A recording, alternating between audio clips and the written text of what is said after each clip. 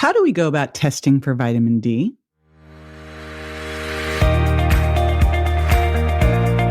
This is JJ Virgin, four-time New York Times bestselling author, celebrity nutrition expert, and fitness Hall of Famer. I've been on a lifelong quest for answers to the toughest health questions. And now I'm sharing what I found with you. Welcome to Ask the Health Expert. DW emailed and asked, how do we go about testing for vitamin D? I'm excited to share that answer with you and actually do a deep dive into vitamin D. I'll be right back.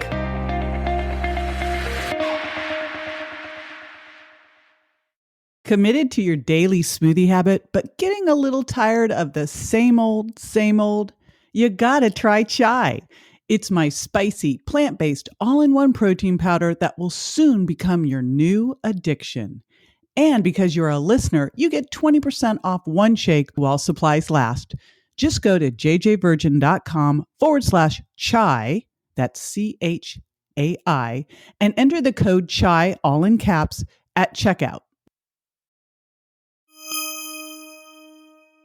All right, let's talk vitamin D and how to test for it, the levels you should be looking for, and why the heck it matters anyway, and why you really do want to be testing for vitamin D. So vitamin D is a fat-soluble vitamin. It's actually more of a pro-hormone, and it does a lot of very important things. It's in the news a lot lately because it's a powerful immune modulator. In fact, there was a I don't know if it was so much a study, a paper came out that was looking at people going through the current pandemic, and those that were getting sicker had lower levels of vitamin D.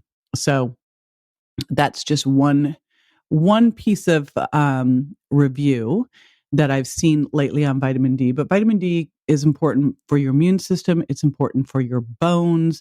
It's important for your gut. It's important for insulin sensitivity. It does a lot of big deal things. So you want to make sure that you're getting optimal amounts. And I say optimal amounts because the challenge with the lab tests is they're not giving you the optimal amounts.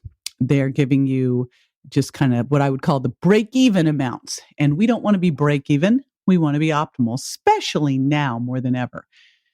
So the type of test you're going to ask for is a 25-hydroxy vitamin D test. And you will want to look, and this is if you're in the US, you will want to look for your numbers to be somewhere in the neighborhood of 50 to 80 NGs per ml. Now, what you'll find is that the lab ranges are lower than that, but those are not the optimal ranges. So I really want to be clear on that piece of it. Why do we need to test for vitamin D? And what you really want to do is you want to test for vitamin D at least twice a year, because if you live in an area where it's seasonal, right? Let's back up and talk about how do you make vitamin D?